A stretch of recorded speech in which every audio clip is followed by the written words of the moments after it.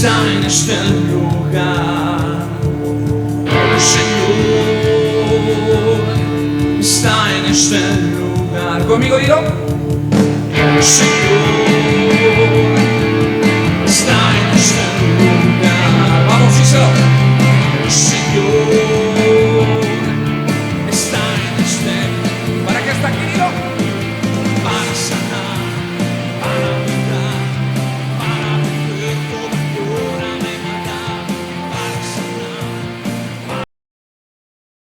Esta parte de la cual hoy vamos a hablar, que ahorita les voy a decir cuál es el título. Normalmente siempre ocultamos algo que no queremos que la gente sepa porque sentimos que somos vulnerables si la gente por lo general conociera esta palabra peculiar que en algún momento ha sido una piedra de tropiezo para muchos. Y estoy hablando de los errores. Todos aquí en la vida hemos tenido, han cometido y a lo mejor van a seguir cometiendo errores porque nadie es perfecto. Dice la palabra de Dios que no hay justo ni aun uno. Así que la gran mayoría de los errores que tenemos como seres humanos nos sirven para aprender de lo que no tenemos que hacer y cómo debemos de actuar en un momento futuro. Así que es una consecuencia muchas veces los errores de malas decisiones que tomamos en un momento de nuestra vida.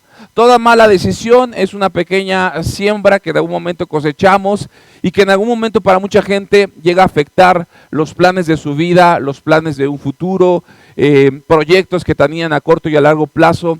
Los errores muchas veces nos han marcado en la vida a muchos y hay quienes realmente no salen, recurren a tomar a lo mejor pequeños atajos que terminan envolviéndolo en pequeñas esferas que terminan haciendo grande y devastando la vida no solamente de ellos, sino de aquellos que los rodean.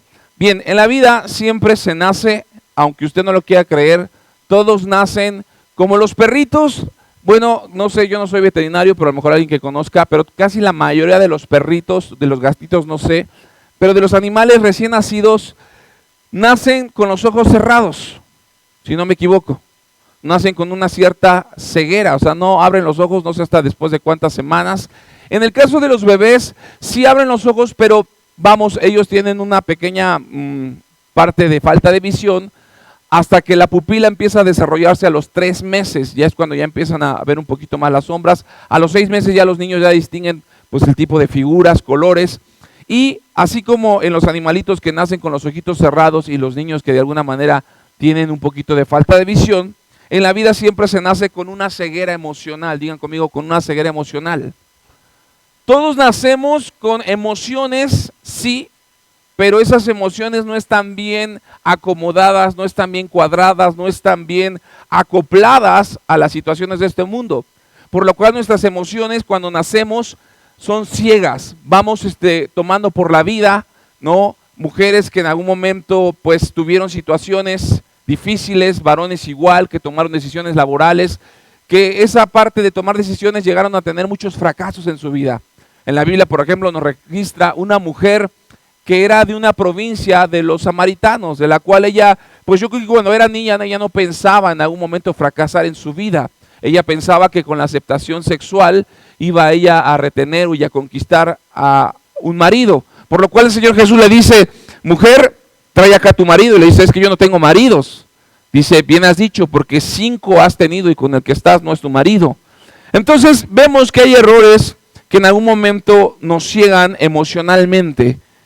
Y hay gente que hoy vive con un error que causa una ceguera y no le permite avanzar a lo que Dios tiene más adelante. Ahora bien, la virtud de esta palabra llamada error hace ver las cosas de alguna manera dolorosamente claras. Hasta que no tenemos un tropiezo o nos damos cuenta de nuestro error, es como nuestra visión se aclara. Hay mucha gente que te puede decir muchas cosas, mira, estás haciendo lo incorrecto, te hablan 1, 2, 3 veces y no entiendes. Hasta que tú realmente, dirían por ahí, te enfrentas con el error. Y ahí se aclaran las cosas y es como dices, híjole, creo que esta vez ya aprendí. A lo mejor aprendí por la buena, por la mala, fue una caída, como decía el profeta Julio Iglesias, tropecé de nuevo con la misma piedra. Así que esta predicación de hoy se llama Mi gran maestro, el error. Amén. ¿Cómo se llama? Mi gran maestro, el error. Y nadie en algún momento quiere tener un maestro de error, al contrario, entre menos nos equivoquemos sería mucho mejor. Queremos tener maestros de autoayuda, queremos tener maestros de superación, queremos tener maestros que nos lleven a tener lo menos errores.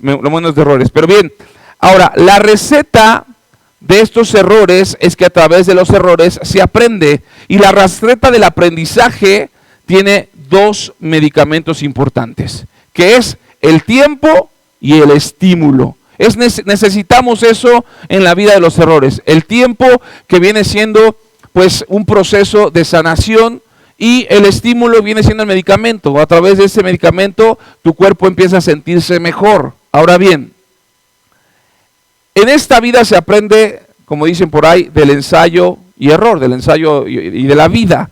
Yo quiero hablarte en esta hora de un joven que marcó su vida de una manera extraordinaria y que mucha gente hoy en día tiene quizá la parte de creer que los 4 evangelios, Mateo, Marco, Lucas y Juan, fueron 4 discípulos que estuvieron con Jesús.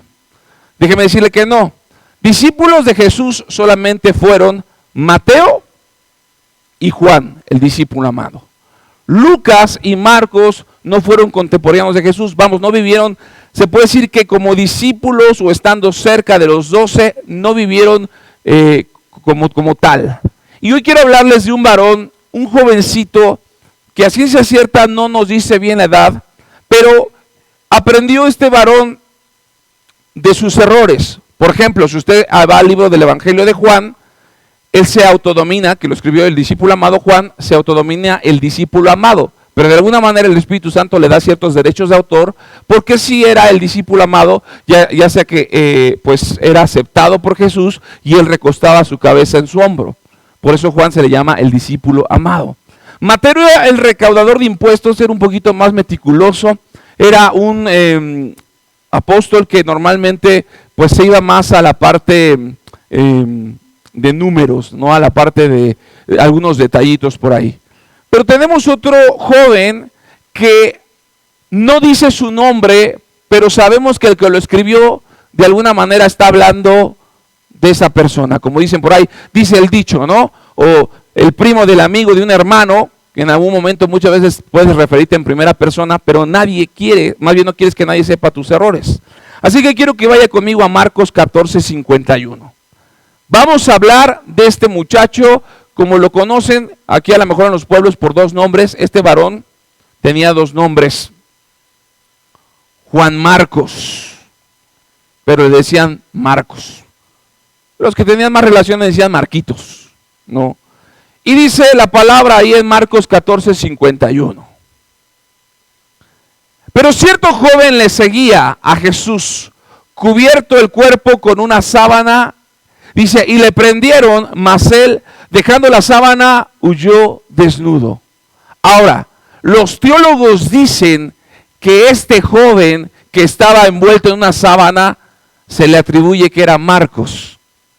Este pequeño joven, que dirán por ahí, cuando lo agarraron, huyó. Ahora bien, uno de nuestros errores más graves de toda la humanidad es que al principio, cuando nos encontramos con la primer persona de alguna manera emocional llamada problemas, lo primero que hacemos es huir de ellos. Bueno, Marcos narra, no en primera persona, pero habla que cierto joven, estamos hablando que podía ser él, le seguía a Jesús. Mucha gente hoy en día sigue a Jesús de lejos porque tienen pena que en algún momento sepan que son cristianos de la secreta. Mucha gente en algún momento le da pena decir que es mamá, quizá a los 18 años, 17 años, o a lo mejor que eres un señor cuando a lo mejor te marcaste a los 20 años. Así que este joven dice que él estaba cubierto en el cuerpo con una sábana porque yo creo que había escuchado que a Jesús lo habían aprendido. Así que él se pone una sábana, ¿sí? Y entonces él empieza a darse cuenta que toman a Jesús, y cuando apresan a Jesús, dice la palabra de Dios, que los 12 discípulos, los 11 más bien, porque Judas estaba ahorcando, 11 de ellos escapan, huyeron, lo abandonaron. Pero dirán por ahí que cuando hacen redadas, dirán por ahí no agarran al que la debe, sino dirán por ahí al que la paga, sino dirán por ahí al que la debe la paga o algo así, ¿no? O así que agarran al que esté o que se parezca al más chacalón. Así que agarraron a este joven llamado Marcos, y cuando lo agarraron, dice la palabra que le prendieron, mas dejando la sábana huyó desnudo. Imagínense el primer error a los 17, 18 años, darte cuenta que fuiste descubierto como un seguidor de la secreta de Jesús, pero lo peor de todo es que te vieron correr en pelotas. Imagínense lo más grande y lo más grave. Ahora bien, esta tendencia de este joven marcó su vida para que en algún momento su falta de seguridad lo llevara a tomar decisiones que gran parte de ellas, en sus errores, era tratar de huir. Muchas veces la gente, cuando no tiene una relación con Dios, y si no está a gusto a lo mejor en un trabajo, aunque tenga la necesidad, por miedo a X o Y, prefieren renunciar.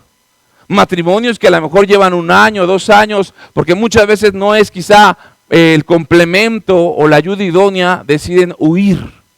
Así como madres que en algún momento abandonan a sus hijos. Marco, dice la palabra de Dios, que él decide en algún momento dejar la sábana, huir desnudo, pero él asienta en la carta de Marcos, en el Evangelio de Marcos, que él había oído. Esta tendencia a huir aparece más tarde cuando Pablo y Bernabé le llevan al segundo viaje.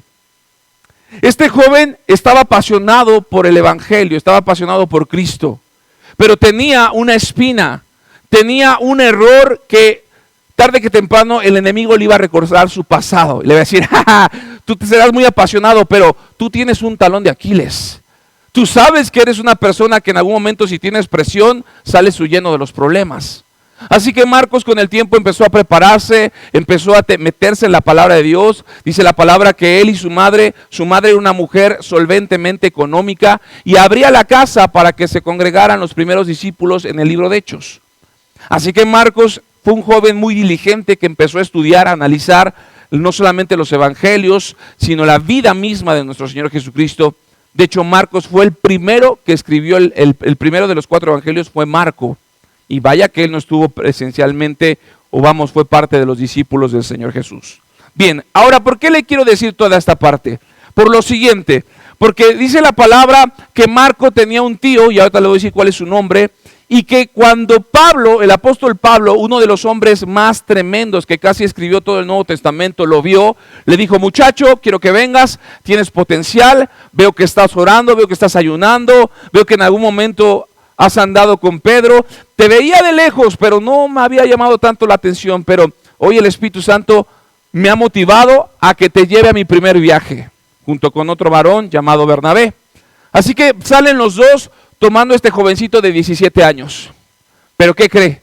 Cuando tomamos decisiones de decir, esta sí, ahora sí me voy a aventar, este es mi momento, este es mi día, no falta el enemigo que te dice, acuérdate quién eres. Acuérdate tu error que te ha marcado durante toda la vida. Así que Marco, durante el primer año, empezó a ser un misionero exitoso, acompañado de Pablo y Bernabé. Pero dice la palabra que más adelante Marco al año empezó a decaer.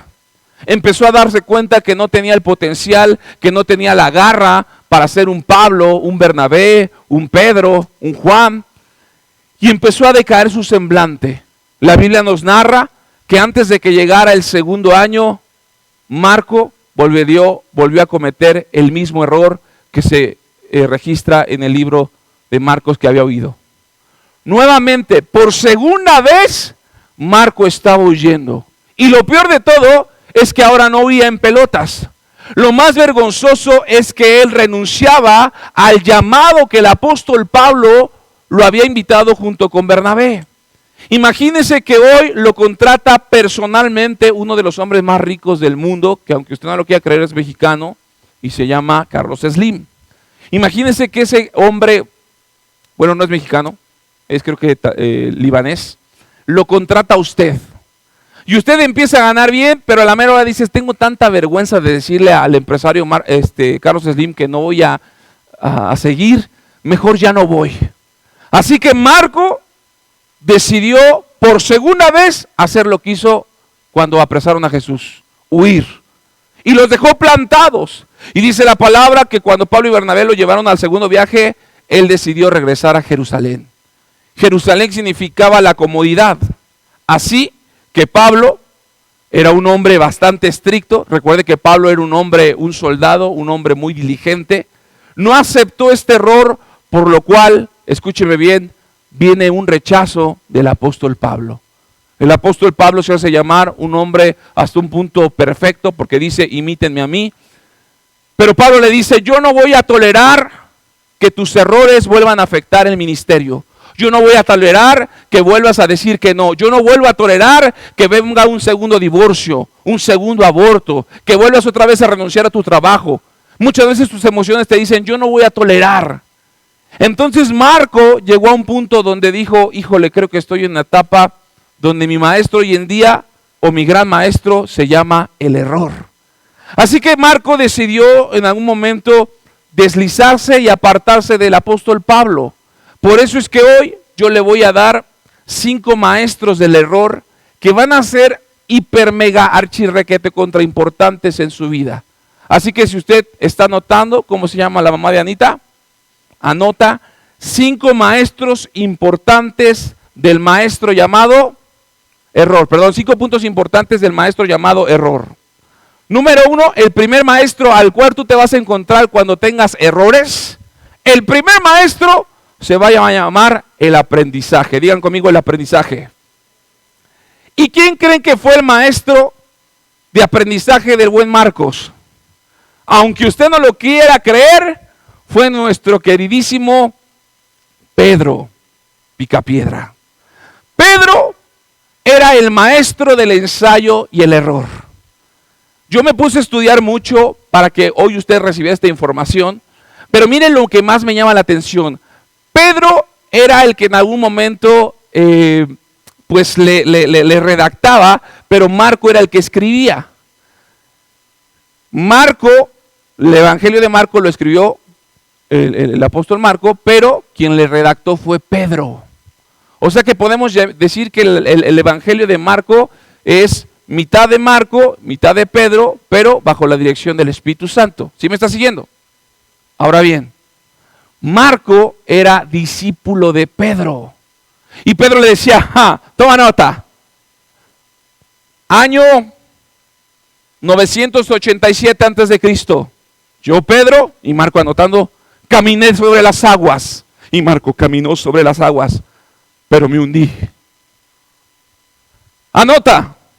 En el viaje de Jesús, yo le dije que iba a estar siempre con él, sí. Yo era de los mejores, sí. Pero me avergoncé de él. Lo negué 3 veces. Anotado. Pedro era el maestro de aprendizaje, y qué mejor de alguien que en algún momento había aprendido de sus errores, sino que a través de sus errores, hoy Pedro era un tremendo discípulo de Cristo en el libro de Hechos. Así que Marcos tenía un gran maestro, alguien que aprendía del ensayo y del error. Y Marcos empezó a tomar nota, empezó a notar todo lo que en algún momento pues Pedro hizo, tanto bueno como malo. Marcos fue el primero en escribir la vida de nuestro Señor Jesucristo. Así que Pedro nunca tuvo como tal vergüenza de hablar los errores que tuvo en un pasado, porque siempre pesaba más lo bueno de alguna manera que lo que hizo mal. Eso me llama mucho la atención, que usted tiene que entender que van a haber cosas que usted va a tener que hablar del pasado, pero cuando Cristo repose en su vida, dirían por ahí, su vida siempre va a ser gloriosa. ¿Sí me está siguiendo, iglesia? Ese es el primer maestro, el aprendizaje. Así que cada vez que tú tengas errores, siempre pregúntate, ¿qué aprendí?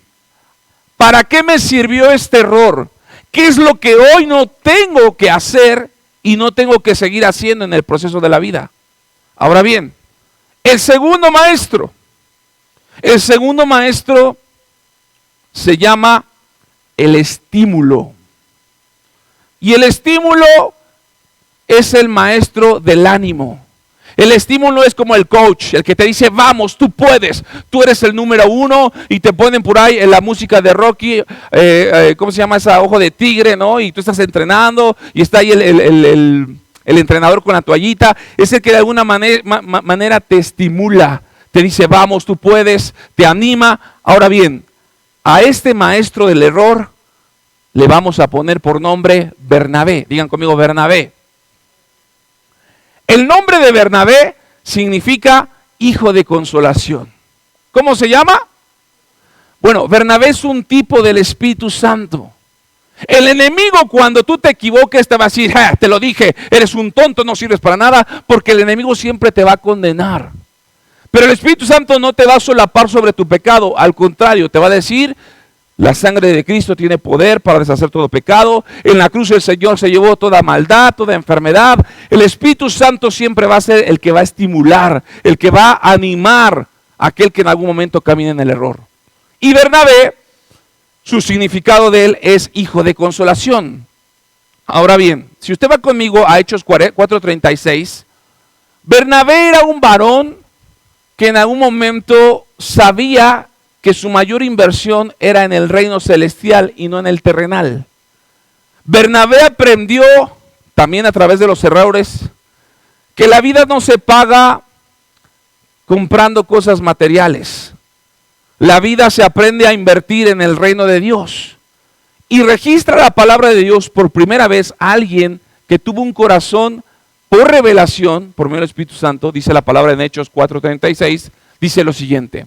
Entonces José, porque también tenía otro nombre, José Bernabé, a quien los apóstoles pusieron por sobrenombre Bernabé, que traducido es hijo de consolación, levita natural de Chipre, dice en el 36 lo siguiente. Como tenía una heredad, la vendió y trajo el precio y lo puso a los pies de los apóstoles. A ver el 38. No, ok, hasta ahí. El que hizo, dijo, yo quiero dar todo. Él había escuchado que había un hombre rico, muy joven, que el Señor Jesús le dijo, vende todo lo que tienes y sígueme. Y no lo quiso hacer. Mas sin embargo Bernabé dijo, yo no voy a perderme esa oportunidad, yo quiero trabajar en la fe, así que aquí está la heredad, discípulos, véndanla porque yo quiero servir de tiempo completo al Señor Jesús. Y Bernabé, dice la palabra de Dios, que fue el primero que trajo una heredad. El problema es que mucha gente que no pasa por el primer maestro llamado aprendizaje, se les hace muy fácil actuar emocionalmente. Iglesia, uno de los errores que muchas veces cometemos es que nos dejamos mover por la emoción, por el momento, por nuestras, dirán por ahí, por nuestras emociones falsas. Más adelante vemos a un matrimonio que se les ocurre hacer lo mismo, pero dirán por ahí, sustrajeron de la heredad y ellos terminan muertos. Pero no me quiero terminar esa parte, estamos hablando del maestro Bernabé, que dijimos que era el estímulo. Ahora bien, Bernabé era el que animaba, ¿sí? Ahora bien, el ánimo es el que tenemos que recibir siempre de parte de ¿quién? De parte de Dios, de parte del Espíritu Santo. Ahora bien, quizá aquí tú eres papá, tú tienes que aprender a estimular a tus hijos. Quizá eres esposo, tienes que estimular a tu esposa. Eres esposa, tienes que estimular a tu esposo. Escúcheme bien, yo conozco matrimonios, y no estoy hablando de ninguno de aquí, que en algún momento estimulan a su esposa excelentemente en la iglesia. Pero saliendo de la iglesia, ándale chibuetrufia, súbete. ¿Sí me estás siguiendo? Aquí de, amorcito, siéntate. No estoy hablando de los hermanos que normalmente siempre nos exhiben. Si me estoy hablando de gente que en algún momento es miel en hojuelas en la iglesia, pero en la casa, dirían por ahí, se hablan hasta en hebreo y arameo. Y la barra tuya. Y entonces dice aquí la parte de que el maestro Bernabé era un hombre de ánimo. Antes de ser el ánimo público, debe de ser privado. Antes de que tú manifiestes el amor a tus hijos, a tu esposo y a tu esposa, manténlo siempre en privado. Este jovencito que acabamos de pasar, ¿sabe de cuántas derrotas tuvo? Muchas. Y siempre le decíamos, es que te dan y baja tu defensa y aprende a dar el jab, tu distancia. Tuvo muchas peleas que en algún momento perdió. Pero cuando viene el ánimo en público es porque a pesar de todo el Espíritu Santo le decía, vamos, no te des por vencido, tienes que seguir. Es una derrota, pero hay más victorias adelante y no te tienes que dar por vencido. Por eso les estoy hablando en esta hora que lo que tienen que aprender es que el ánimo antes de ser público debe de ser privado. Ahora escúcheme bien, Bernabé, aunque usted no lo quiera creer, ¿qué cree? Era tío de Marco. O sea que Bernabé conocía muy bien a Marco porque era su sobrino. Desde pequeñito él sabía que era un muchacho que se apasionaba por Jesucristo, que era un muchachito que era tímido, no se sabe si tenía a lo mejor una familia integrada o a lo mejor disfuncional. Pero Bernabé sabía no solamente de las virtudes de su sobrino, sabía de los dos errores, del primero que tenía al haber huido desnudo y el segundo que estaba renunciando no solamente al llamado que estaba haciendo el apóstol Pablo, sino él mismo. Le dijo a Pablo, mira, Pablo, es mi sobrino, yo lo conozco, es muchacho, es chamaco. Muchas veces los jóvenes van a cometer muchos errores, pero dirían por ahí el dicho, no puedes juzgar a un libro por su portada. Mas sin embargo, Pablo era un hombre severo, que la vida de él era un poquito más estructural. Y escúcheme bien, no está mal. A lo mejor tú aprendiste con 5 errores, pero a lo mejor la persona que está al lado tuyo aprendió con 30 errores. Y no puedes exigir la misma potencia que tú tuviste de 5 a 30, porque cada uno es diferente. Qué bueno que a lo mejor a ti te cuadre la parte de animar a la gente con amor, con ternura. Yo tenía un entrenador que era muy dura. Aquí van los tontos y aquí van los fregones. Me voy para acá. No, tú eres tonto, pásate para acá. Yo decía, ay. Porque hay gente que tiene ese tipo de carácter. Y no se puede juzgar a alguien nuevamente por la portada. De alguna manera te sirve tanto uno como el otro.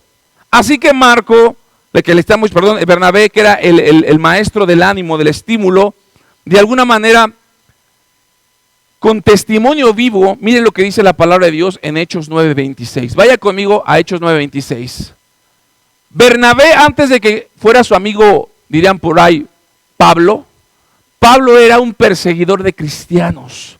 Pablo se la pasaba matando a los cristianos. Al que traía un pescadito o una cruz, a ese lo mataba. Pablo era un asesino serial.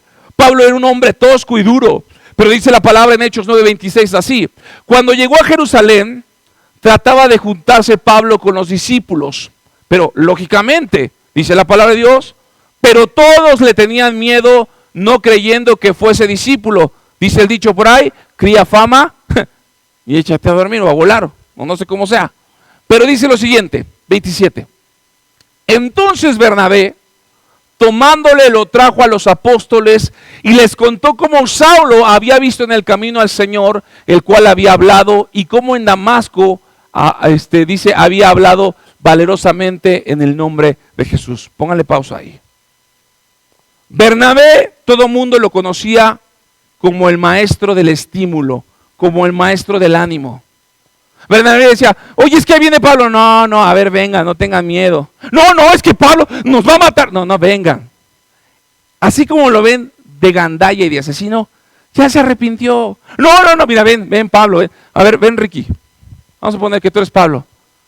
¿No? Y la gente huía. Ven Pablo. Aunque Pablo era pequeño, no era tan grandote.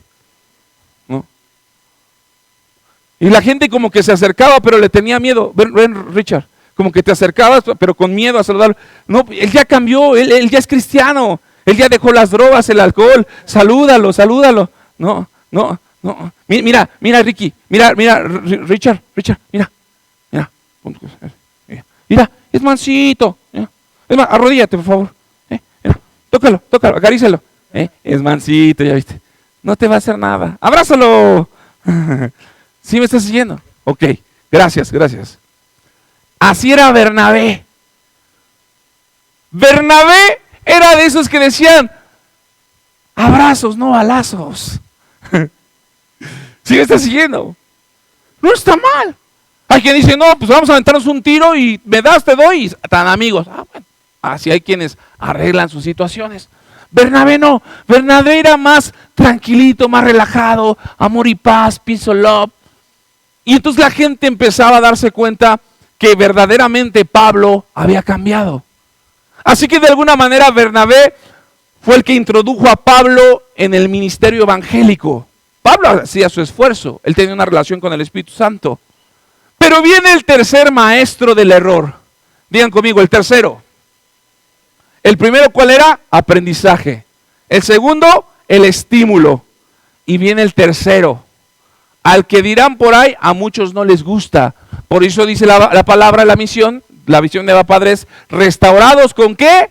con confrontación. El tercer maestro se llama, nada más y menos, el tercer maestro del error se llama madurez. Digan conmigo, madurez. Ah, ¿cómo cuesta la madurez? La madurez física en los niños y en las niñas, por lo general, les duelen las articulaciones porque están creciendo. A muchos de los niños se le caen los dientes, viene el ratón, les deja 20, 5, 10 pesos. No falta el ratón codo que les deja nada más 2 pesos. Por eso hay que orar para que el Señor se los lleve. No, no es cierto. Pero el maestro llamado madurez se le atribuye a quién creen que iba a ser el maestro de Marco. Fíjense, primero el maestro de Marco dijimos que había sido Pedro. Después su maestro de Marco fue Bernabé. Y se topaba con el maestro más estricto. ¿Quién creen que era? Pablo. Pablo era el maestro de la aceptación. Con Pablo no eran regalitos. Con Pablo no era el chocolate de maestro, le traje un chocolate para que me... o llevarle el pomo. No. Con Pablo, dirían por ahí, o te cuadrabas o te cuadrabas. O te sabías bien el arameo y el hebreo, o estabas reprobado. Así que escúcheme bien, Marcos se enfrentó al maestro del error llamado madurez, el que tenía que en algún momento ser aceptado. Y ahí viene el detalle, como decía Cantinflas. La vida eficaz no es lo que se mide, sino por lo que logramos para obtenerlo. O sea, otra vez, la vida eficaz no es lo que se mide, sino por lo que logramos por obtenerlo. Hay quien a lo mejor viene a la iglesia con un carro del año, trae una camioneta, y gloria a Dios, porque a lo mejor esa camioneta, la mitad, te la puso tu mamá o tu papá, o a lo mejor recibiste una herencia y solamente completaste la otra mitad o una cuarta parte para comprarte esa camioneta. Y llega esa persona en su motito, marca itálica, y lo peor de todo, usada, ¿no? Y a lo mejor el que se baja de la camioneta dice, tus errores me demuestran que tienes más errores que yo, porque yo traigo una camioneta muy padre y tú traes una itálica que a lo mejor no vale ni lo que pago de tenencia de mi camioneta. Bien, lo que quiero decirte es que la vida eficaz no es lo que se mide por las cosas materiales, sino por lo que logramos para obtenerla. Esa persona que trae su itálica de 10,000 pesos tuvo que trabajar y estar desde cero. Él no tuvo herencia, no recibió nada ni de nadie. Así que tú no puedes juzgar a alguien porque tiene el error de tener una itálica y tú una camioneta. ¿Sí me estás siguiendo?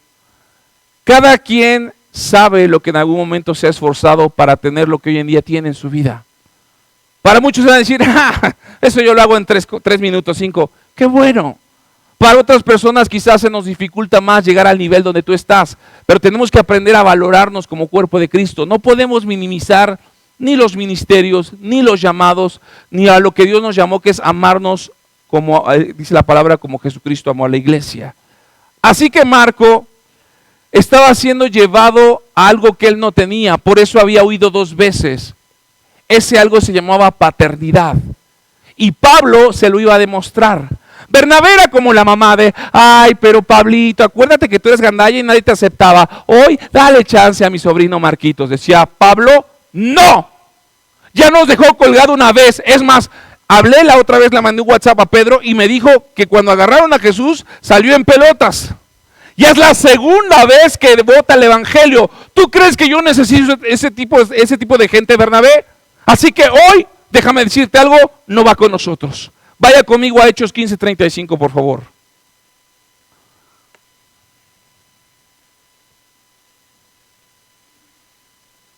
Hechos 15:35, vaya conmigo porque ya me queda poco tiempo para terminar. Vaya rápido conmigo ahí. Dice lo siguiente, Hechos 15:35. Y Pablo y Bernabé continuaron en Antioquía. Había amistad, eran cuates, hermanos, compadres, enseñando la palabra del Señor y anunciando el evangelio con otros muchos. Dice el 36. Después de algunos días, Pablo dijo a Bernabé, volvamos a visitar a los hermanos en todas las ciudades en que hemos anunciado la palabra del Señor para ver cómo están. Dice el 37. Y Bernabé quería que llevasen consigo a Juan. ¿A quién Juan? A Juan Marco, el que tenía por sobrenombre Marcos. Pero Pablo no le pareció bien llevar consigo aquel que ¿qué? Aquel que se había apartado de ellos desde Pánfila y no había ido con ellos a la obra. Fíjense, votó la obra. Dice el 39, y hubo tal desacuerdo entre Pablo y Bernabé que se separaron hasta un punto por causa de ¿quién? De Marco. El uno del otro, Bernabé tomando a Marcos y navegando a Chipre, y Pablo escogiendo a Silas, salió encomendado por los hermanos a la gracia del Señor y pasó por Siria y Cilicia, confirmando a la iglesia. Iglesia, póngame atención. Marcos se sentía el autor no solamente del error, el autor literal del fracaso. Yo no sé si en algún momento te has sentido así, que te levantas y dices, híjole, ya parece, ya me llovió, ya nada más falta que me orine un perro, pastor. Todo lo que toco, yo recuerdo, ya no pasó, yo a veces se los advierto, ya no pasó. Cada enfermo por el que yo oraba, siempre que oraba por un enfermo, se moría. No, pero la gente ya no, pastor, estoy enfermo, voy a orar por ti. No, no, no, déjela así, déjela así. Y yo decía, pues, ¿qué? Señor, tú dices que oremos por los enfermos y sanarán. Pues lo bueno es que sanan en el cielo, ¿no? ¿De verdad? Imagínense mentalmente y físicamente cómo se sentía Marco. Primero, fíjense, primero lo negó al Señor Jesús huyendo en pelotas. Segundo, Pablo le da la visa y el pasaporte para ir con ellos y no llega al aeropuerto. Y tercero, Marco llega a ser el que causa una discusión entre Bernabé y Pablo. Esos grandes hombres de Dios que andaban juntos por causa de Marco, hoy los dos se separaron. Bueno, cuando tú sabes que la voluntad de Dios es agradable y perfecta, escúcheme bien, Bernabé y Pablo iban en una misión. Si se separan, este se llevaba uno, el otro uno. Ahora había ¿cuántas misiones? 2. ¿Sí me estás siguiendo? Muchas veces en la vida creemos que porque perdimos algo o tuvimos un error, es una enseñanza a la cual no vamos a levantarnos. Y al contrario, el Señor te dice, hay doble aprendizaje, hay una doble bendición. Pero eres tan cabeza dura que dices, no, por mi culpa se separaron mis padres, por mi culpa hoy separé la economía. No. A lo mejor Dios va a traer bendición. Pero en su momento Marcos estaba traumado. Era la manzana de la discordia. Esta era la tercera vez que ahora no solamente Marco huía, sino dividía a 2 grandes hombres de Dios. Vamos con el cuarto, el penúltimo para terminar. El cuarto maestro del error se llama compasión. ¿Qué es la compasión, pastor? La compasión es nada más y menos que, perdón, les dije el tercero, no, la madurez, ¿verdad? El cuarto. Ok.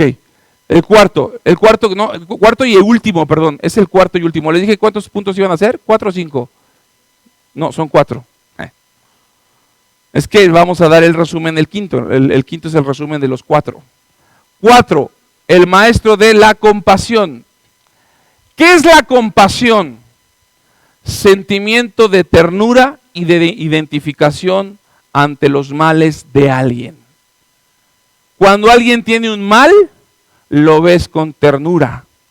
Hay unos diablos vestidos de blanco llamados, lo voy a decir públicamente, ISSSTE y IMSS, que esos no ven con ternura a los enfermos.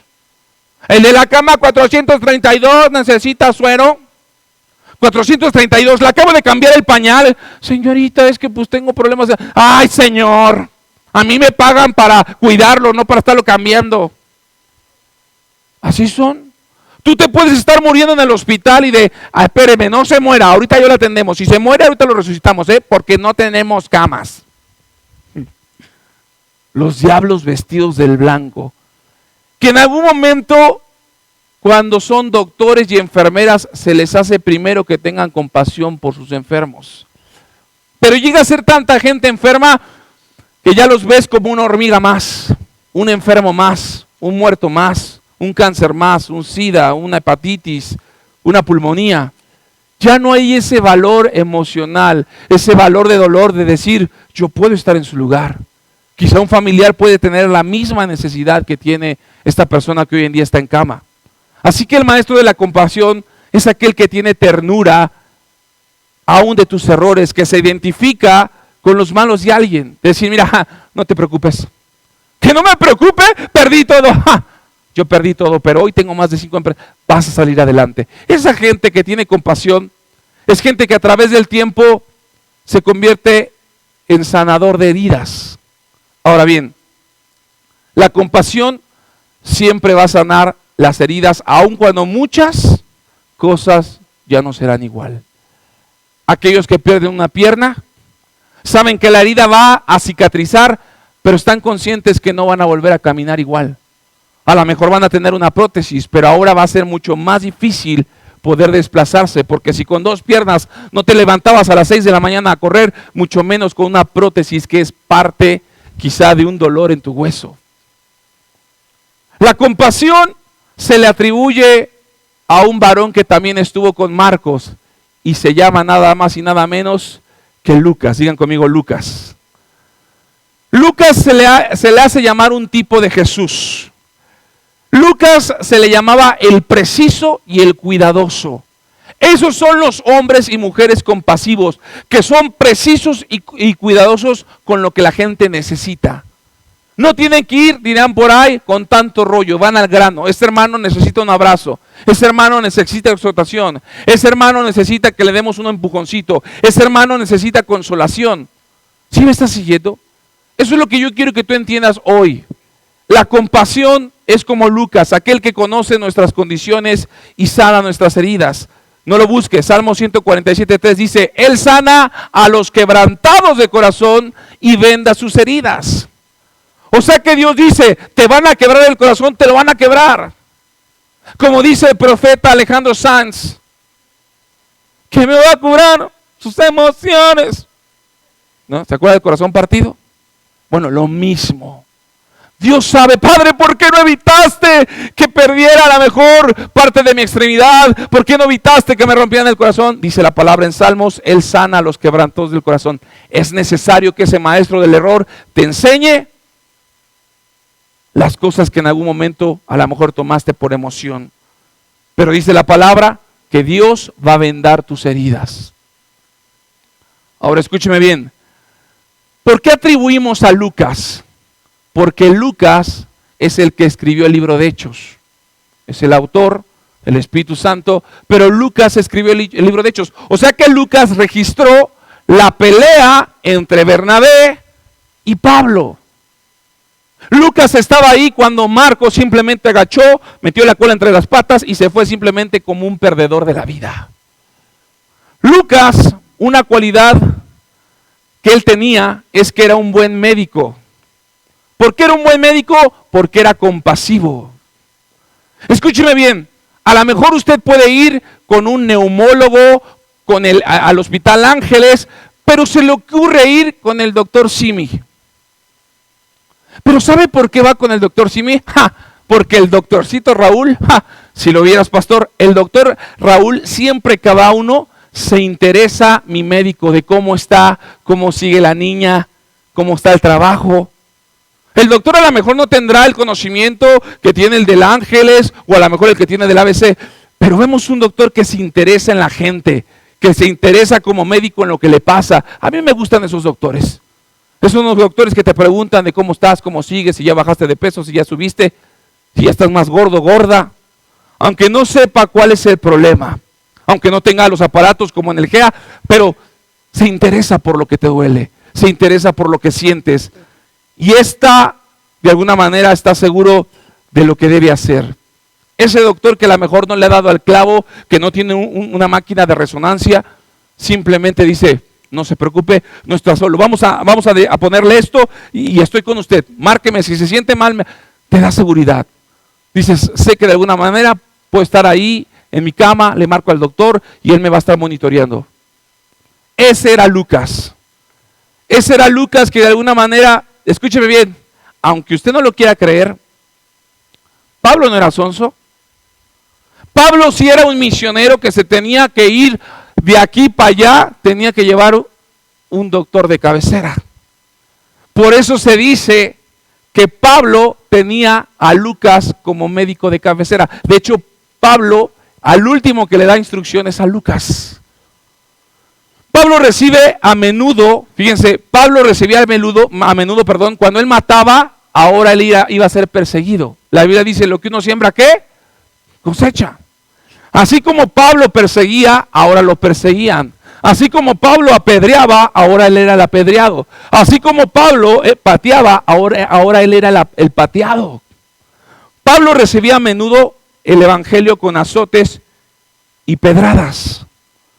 Así que ¿quién creen que tenía que estar ahí para sanar los golpes y las apedradas? Lucas.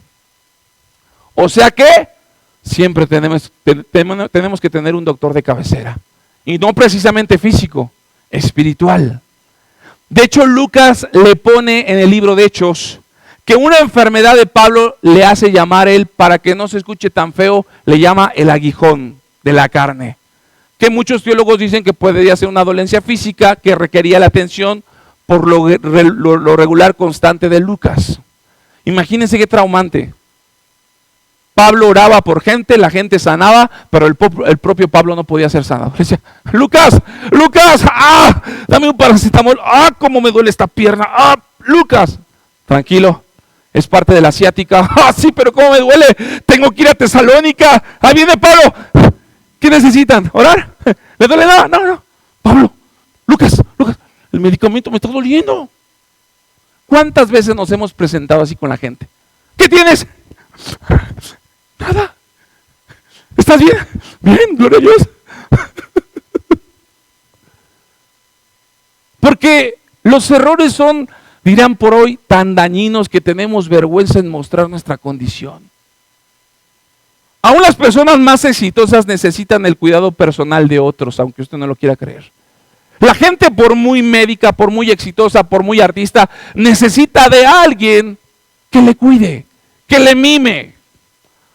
La excelencia se muestra, escúcheme bien, iglesia, por lo que hacemos cuando nadie lo nota.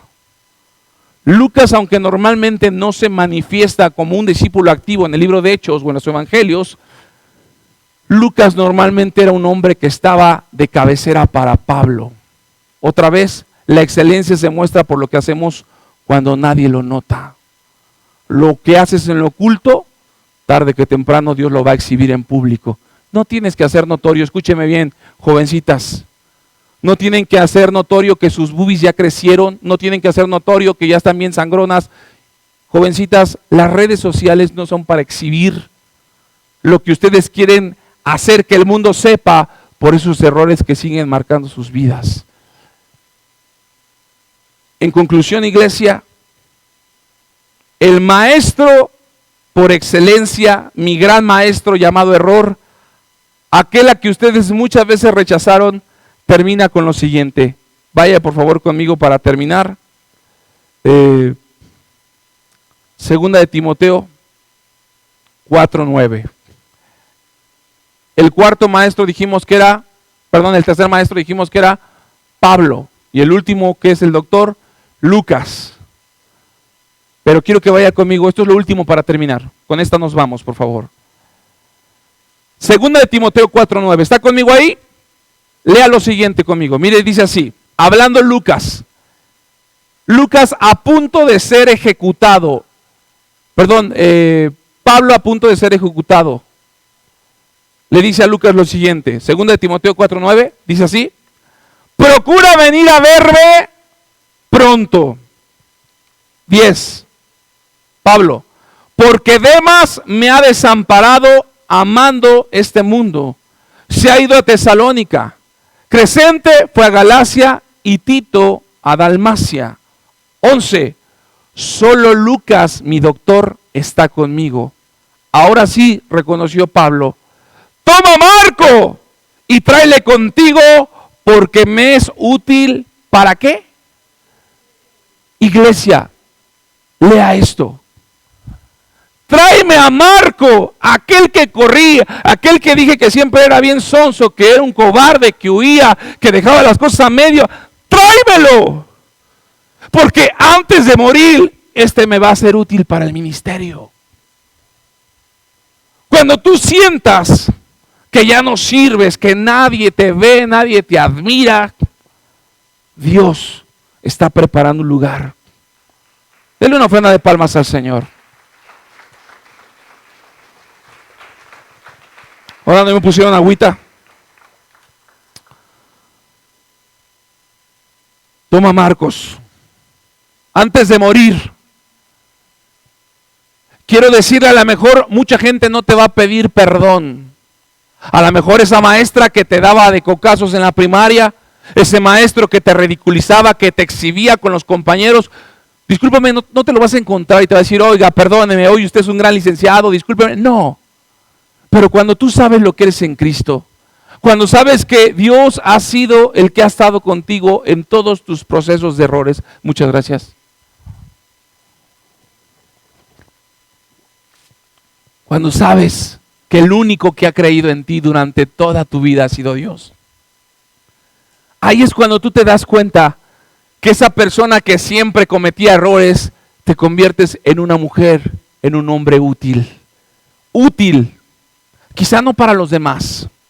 Quizá siempre fuiste un inútil para tu familia, para tus hijos, para tu esposo, para tu esposa. Pero el Señor te dice, hoy me eres útil para el ministerio. ¿Nos servías allá afuera? A mí me sirves y necesito que estés activo porque mucha gente va a conocer del Evangelio por tu testimonio. Así que yo termino. Iglesia, quiero que se ponga de pie. No le cortes, por favor, ahí.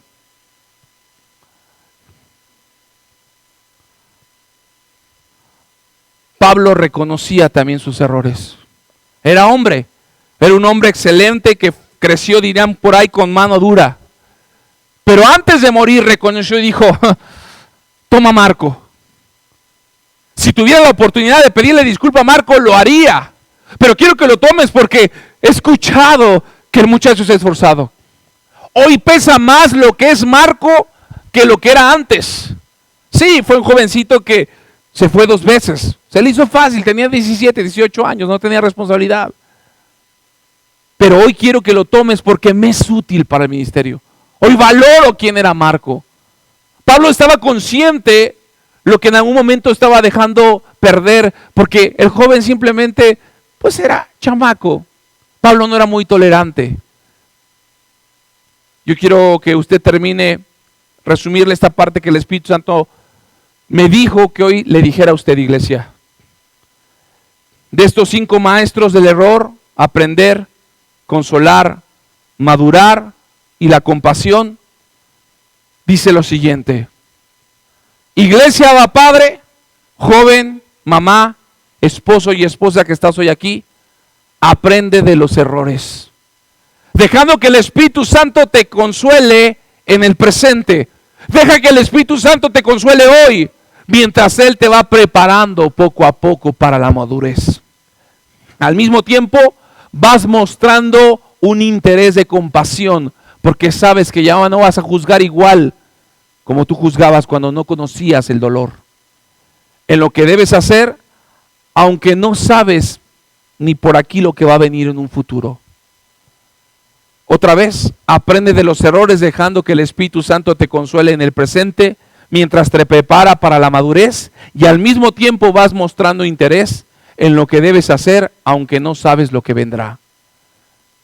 Tú no sabes quizás si vas a volver a fracasar, pero si sabes que hoy el Señor toma el control de tu vida, de tu matrimonio, de tus hijos, Dios sabe hacia dónde te va a llevar. Dios no nos llamó para tener una vida de fracaso a fracaso hasta que llegues al cielo y le digas, Señor, me presento como un salvo fracasado. No, mi hermano. El apóstol Pablo dice, prosigo a la meta, al supremo llamamiento, estoy corriendo, porque ¿sabe qué? Porque aunque estoy cansado, estoy derrotado, aunque ya no quiero ser parte de esto, sé que tengo que caminar, sé que tengo que esforzarme. Pastor, tú no sabes cuánto me duele las articulaciones para venir aquí, pero aquí estoy. Porque el mundo me ha dicho que siempre he sido menospreciado, derrotado, pero hay una voz interior que me dice que soy útil para su obra.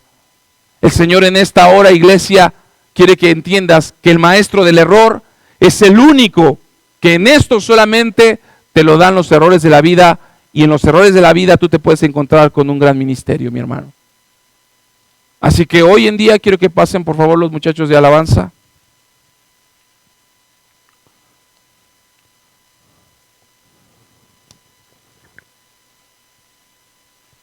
Hoy en día hay quienes tienen aguijones físicos, hay quienes tienen aguijones espirituales, hay quienes viven en agonía por un error que hasta el día de hoy no se les ha perdonado, por un dolor muy profundo. El problema es que estos errores quizá ya mutilaron parte de tu vida, parte de tu sanidad, parte de tu estado físico y emocional.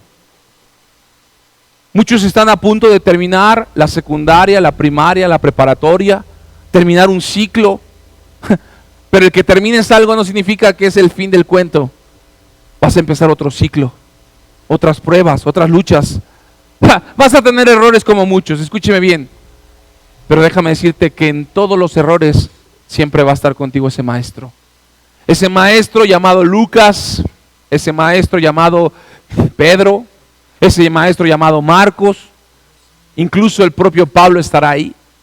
A lo mejor hay quienes hoy están siendo enseñados por un Pablo, tiene que ser Pablo tosco para hablar.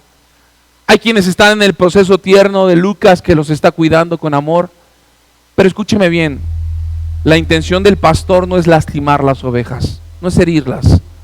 Pero quiero que entiendan que muchas veces tenemos que tomar el papel de ser maestros en la madurez, en el estímulo, en el aprendizaje. Hay veces que tenemos que ser Pedro, hay veces que te tengo que hablar como Bernabé, hay veces que te tengo que hablar quizá como Pablo, o muy pocas veces como Lucas. Pero mi trabajo como pastor es llevarte al llamado al cual Dios te pone. A que el día de mañana digas: pastor, hoy la empresa que me corrió pide a gritos que regrese, clama, es más, me paga hasta el triple, pastor. Pero no por lo que soy, porque sé que han habido errores que han marcado mi vida, pero he aprendido de estos, pastor. Benditos errores, porque si no hubieran sido esos errores, seguiría con la misma actitud egocéntrica, soberbia, con una actitud de juzgar a los demás, de decir: ¿cómo fue posible? Pero nadie tiene la jurisdicción de señalar a nadie, porque quizá tú también pasaste por procesos peores. Nadie los vio.